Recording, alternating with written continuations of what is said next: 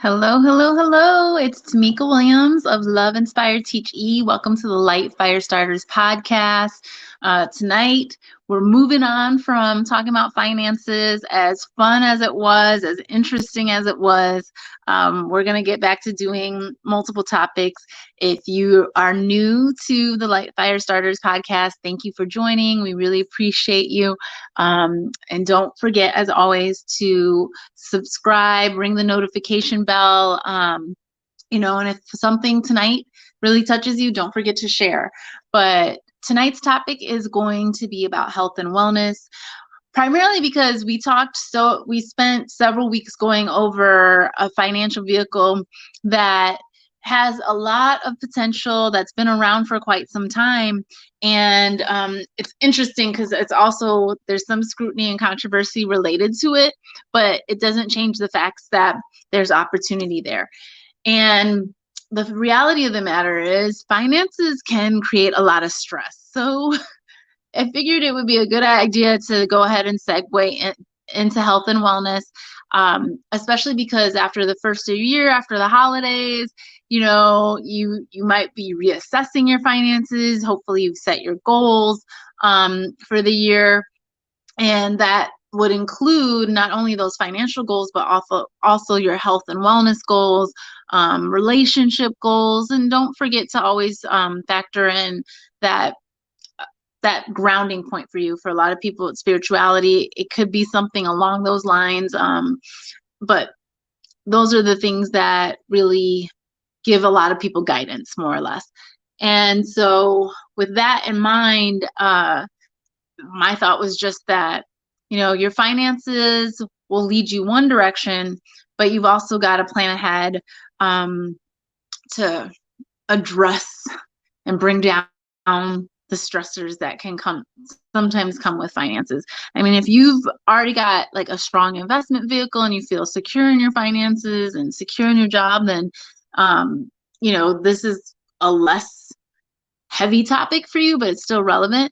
Honestly, also for health and wellness, it's that time of year where you want to plan ahead for your vacation. So wanted to make this fun and encouraging you to think of your health and wellness as, critical to the longevity of all those different types of goals that I just mentioned. So when it comes to your finances, you want to have factored in, how can you build in breaks for yourself? And when it comes to the first quarter of the year, I feel like everyone's, trying to get in their best shape, preparing for spring. Maybe you plan, vacations throughout the year. Maybe you only do one vacation out the year, but I really strongly encourage you to always take time out for yourself. And what that means is, long term, definitely get a vacation on the books.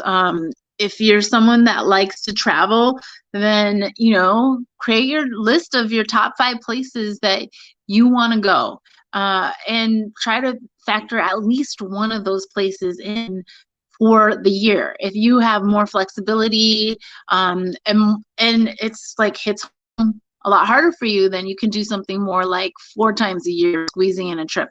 And don't forget that, taking long weekends. I just had a holiday here in the States. I'm located, so this could have been the long weekend. The way holidays here was definitely interesting just because we had so many weekends, whereas I feel like the holidays in the past, like that don't always way, usually kind of create a more extended break or holiday for people. So this year it just seemed like we had back-to-back long weekends, which is great. But you think about that throughout the year. If you want to who likes to travel away from and wants to have a long vacation, and then they don't. Traveling is not their thing. That's not what they want to do. But doing a vacation or being a tourist in your own meat is important now. So you got to factor that in. So definitely planning those long-term vacations, those long days, make sure that you're very intentional with that. And then the other thing is, you still have to take your mental breaks. Now, I've done this before, I've talked about it before, but I am not the best or that prime example to talk about exercise, but I definitely know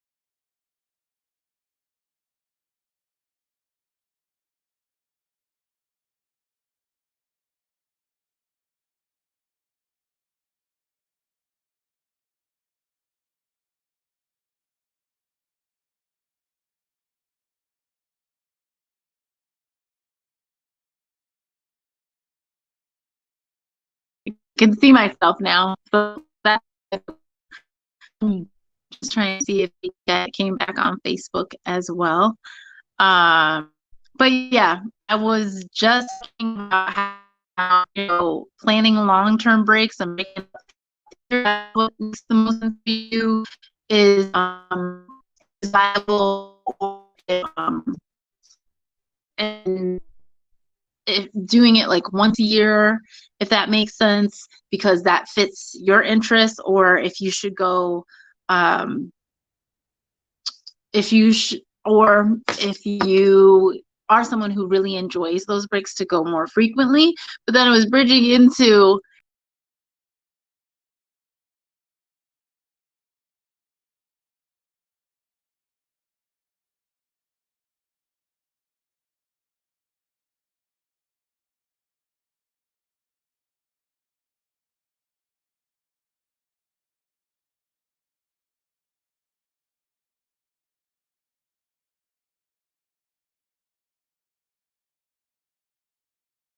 right. At least it looks like it's picking back up where it left off. So let me just go right into, all right, I talk about it, I know about it. It's one of those things that I've got to incorporate myself, but that exercise that you do. There are many different forms of exercise that work well for people. Working that in, whether you start off with like maybe a once a week thing. There are others who are good at 3 to 4 times a week. I know people who work out 6 days a week. I know you're supposed to at least have one day of rest in there. But if you're customizing a plan or working with a personal trainer, hey, they're going to tell you differently. But that's one way to get regular, more frequent exercise or breathers in.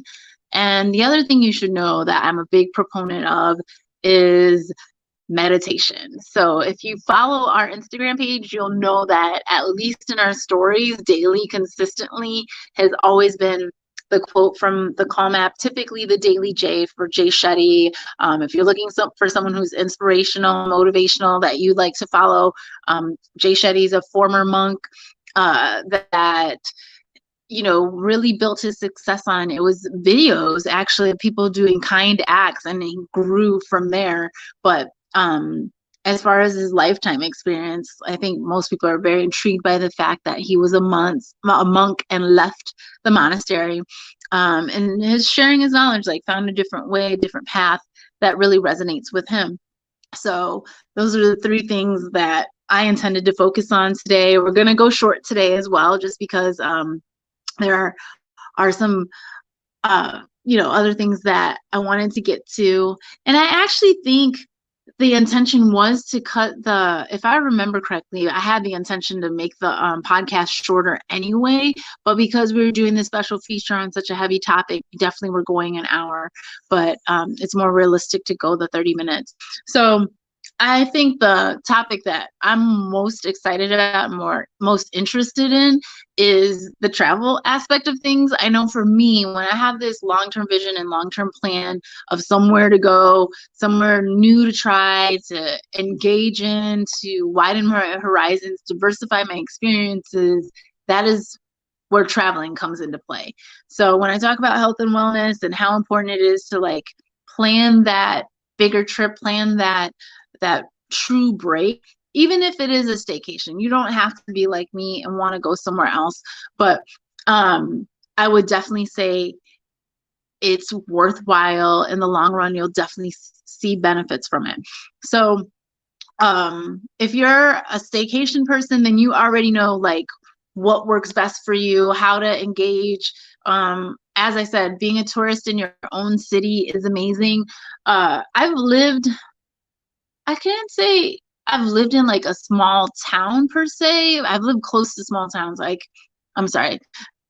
I've been so close to Chicago my whole life. I've been in the suburbs of Chicago. So I would never dare to say that Milwaukee's a small town or small city. But when I worked and lived there, my job had me visiting tons of small towns. And whenever I was in small towns, I would notice that there were plenty of like trails and different like historic venues to check out and see, in a similar sense to like living in Chicago. There's different landmarks I primarily will go see when like I have company in town. Whether we're talking, I like to call it the Sears Tower. The world now knows it more as the Willis Tower. That's one of those places where, you know, if people come into town, I'll take them to that, or on an architectural tour. We also have Navy Pier here in Chicago, but in the smaller towns, like they'll still have architectural sites, historic landmarks, different sites like that. I find that because the pace is slower, a lot of times people already know when they're staycation in those type of environments, like what they're going to do, what they miss making time for, and we'll lean into that.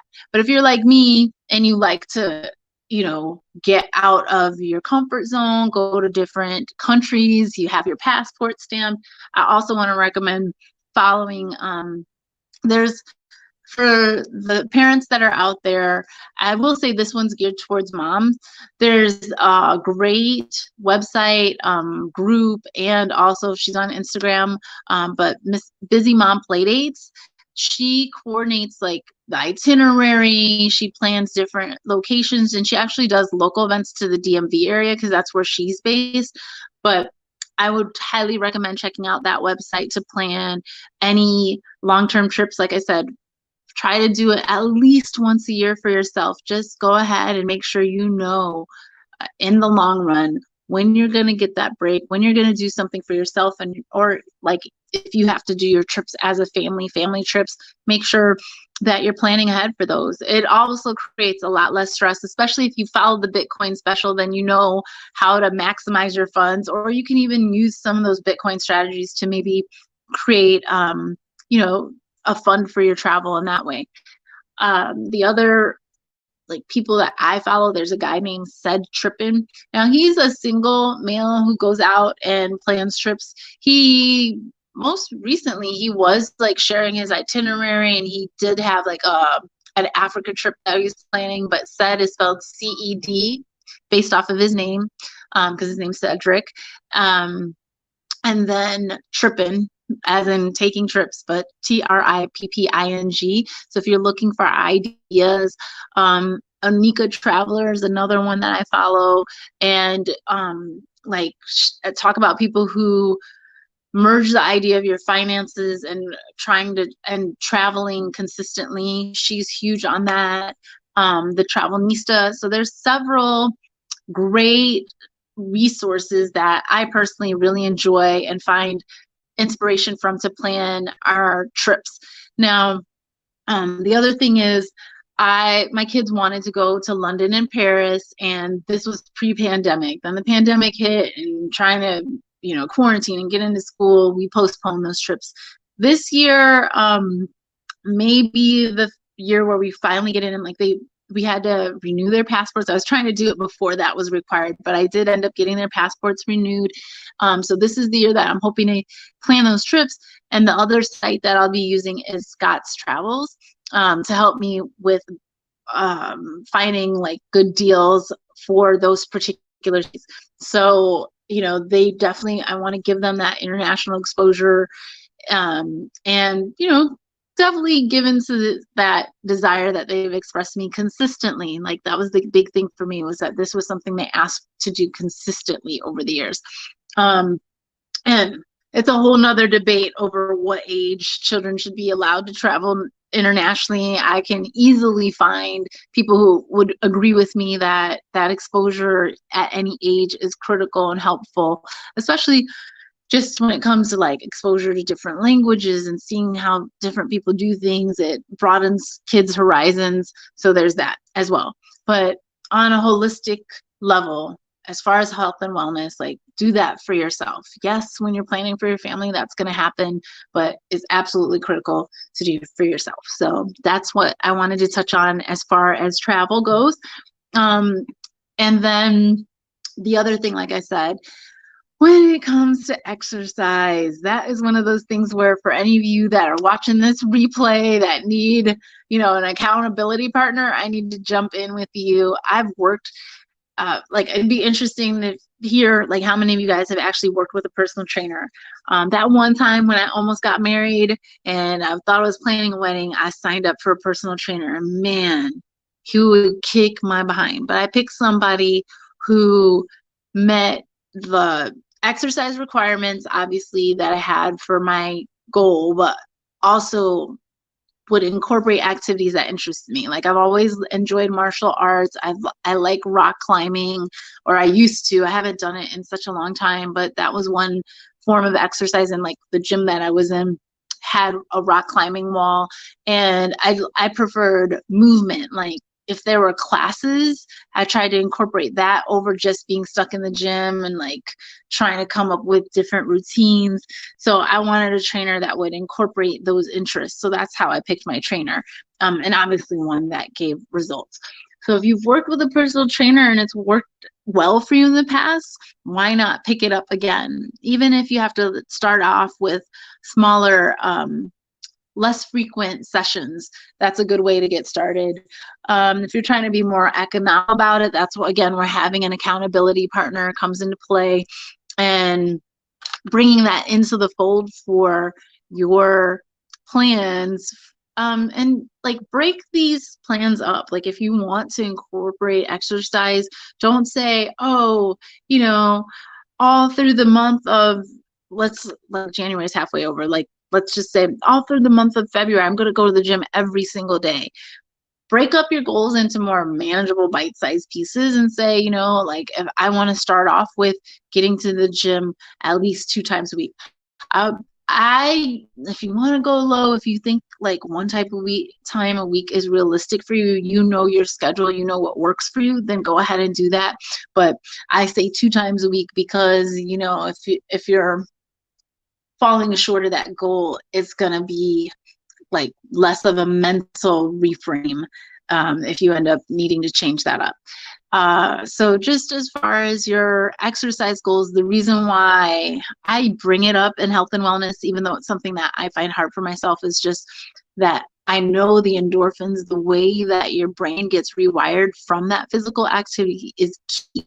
And in past podcasts, health podcasts, I even mentioned the fact that I now have a pet, and walking pet was huge, especially in the summer. Would get me out. When the weather was nice, I wouldn't feel like I'm walking to look around and be lost in my thought, thinking of all these things that may not be relaxing. They may be, my list of things to do or be counterproductive, but have it all there. And that really inspired and encouraged me to get that physical experience. That every position I've had to maintain my weight by not like taking the stairs or elevators, or I had food in my work because I would go out and see.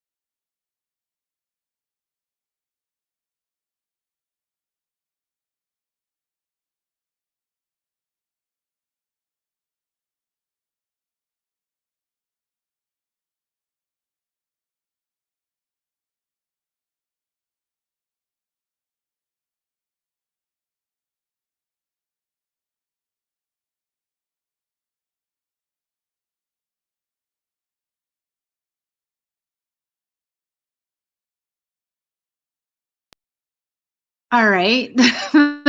Third time's the charm, hopefully.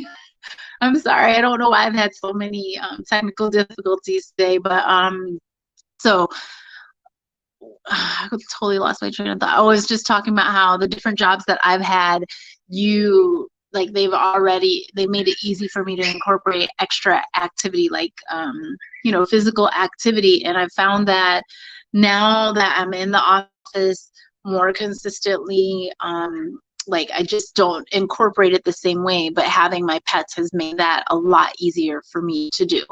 And just because of how things have been going with this podcast and the quality of the connection, I'm just going to go ahead and cut that short and jump into meditation. This is one of my favorite topics because honestly, I've found that ever since incorporating, even in the morning, I love the Daily J because it's just 7 minutes of it focused and intentful, if that's a word, it's a guided tool for me to make sure I've centered myself for the day. And even something as simple like when I used to take Hapkido, my instructor just said, Tamika, even if you just take 3 deep breaths each day, it'll do amazing things for you. And I've found that to be true. So whether like the practices I've done, like martial arts, I've tried yoga, and they do a lot of breathing and mindfulness in yogas incorporated in there, but it's held true throughout any time that I've added that to my routine. I do find that it makes it easier to center yourself. It makes it easier to find like a focal point, especially if you are experiencing a stressful moment, or if there's just like a lot on your plate. That makes it easier to stay calm. And I'll also share this funny tidbit. So I have a new role in as far as like my corporate work. It's funny because someone in senior leadership, their assessment of me was that they felt like I was more passive, and I was shocked that they said that about me. And especially for those who've known me a long time, like I can definitely get very passionate, especially when it's something that matters a lot to me. Like I definitely have that mama bear capacity. So if it's ever anything related to my kids, like expect me to have a quick response, a strong response. But I've found over time, like I've definitely gotten more tempered with it. Like I'll still have a strong response, but you're not going to see the agitation as obviously. It's not going to come across. It still comes across strong. Like if I really care about it, you're going to know, but it's not going to be as harsh. Like I've been able to smooth that out. And I attribute a lot of that to the fact that I do meditation, that it helps me put things in perspective, and stay calm. Like ultimately, I think the biggest difference is that I'm able to stay calm in stressful situations. And in the past, like even in stressful situations, like I was definitely a go-to person that would get things done and could like still assess with logic, but you could sense and see that irritation. So I found myself in that situation with leadership, and this senior colleague saying this to me. It was like, I think I'm supposed to take that as a compliment because it shows that I've had some growth and that my ability to really hone in on what matters the most has progressed and changed over time. And I want to share that with others. And the best way I've done that is through meditation. And the way I started with meditation, because granted, like it's so funny, I'll meet so many people that say, yeah, I've tried that, it's too hard, I don't like it, or I think it's just sleeping. At the end of the day, it's what you make of it. So really and truly, you could, if you need rest, if you want rest, then yeah, meditation may turn into that. And that's completely okay, especially if that's what you need. But as you get more comfortable with the idea and get used to it and increase the time that you're able to do it, it gets easier and it becomes much more effective. So for people I know who are like, I just can't sit still that long, or my mind just has too many thoughts, I recommend them just trying any app. Like the first app I ever used was Healthfulness, and that one gave you, it was free, it was a free app, and then it gave you the choice of doing guided meditation or there were like 3 different choices, but I frequently would do the guided meditation, and there was like a 2-minute spiel for that one. The Calm app is something that I have a premium subscription for, and that was gifted to me. So I use that one a lot, but they also have some beginner courses, and I know people who have the free version of the app. And so it is a little bit limited, but it'll guide you through that. And then I also found that Oprah and Deepak Chopra were doing like these free 21 meditation challenges. Like it happened at least 3-4 times over the past few years where I've been able to get that. And as I incorporated those, it got easier. So I was able to expand from just doing like, to me at that time when I first started, 2 minutes was huge progress. Like for me to clear my mind for 2 minutes was amazing, because for anyone that's new to meditation, that is extraordinarily difficult to do. But as I got more and more comfortable with it, grew into it more, then it became a lot easier.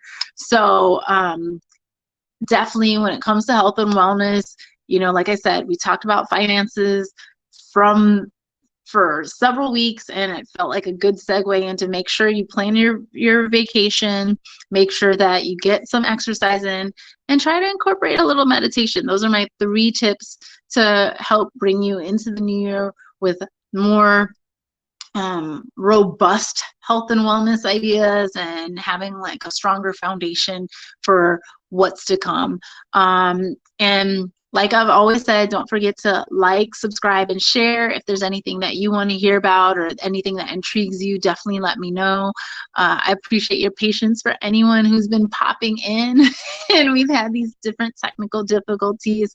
I'm hoping I'll be able to like come back and edit it and make this a little bit more smooth, but want to make sure that you guys get the 3 main things out of tonight's health and wellness topic. And I started a little bit late, so hopefully we're good on timing here. But don't forget, this is also typically it was a happy hour podcast, so we can still do that. And if that's like your way of getting a little reprieve to yourself, then go ahead and still cheers to that. I want to encourage you guys to do things that make you feel good. At the end of the day, I can talk about health and wellness till I'm blue in the face, but the bottom line when it comes to health and wellness is finding what centers you, but in the sense that what makes you happy. How do you find that? And that's a big part of why I mentioned plan at least once a year, or if you're into traveling, do it more often than that. That traveling, get that in, or even if it's a staycation, but build that in. And also, when it comes to exercise, the reason why I bring up endorphins is because endorphins are one of those feel-good things. Again, I'm thinking along the lines of happiness, and that's the goal. And then when it comes to meditation, like finding that inner peace, that inner calm, it's something that is a feel-good that you should be striving for. So I hope these tips and tricks help as far as health and wellness goes. I appreciate you so much for jumping in, joining. Don't forget to check out the website. We've planned different things throughout the year. There's been a lot of adjustments, but for those who've been consistent, you are much appreciated, and looking forward to bringing more insightful and meaningful content to you guys, and getting more regular with the finance side of things too, because that is a goal, and it is something that I have on the calendar to discuss with Drew. So I hope you guys have a great night, and thanks again. I'm glad we didn't lose signal again.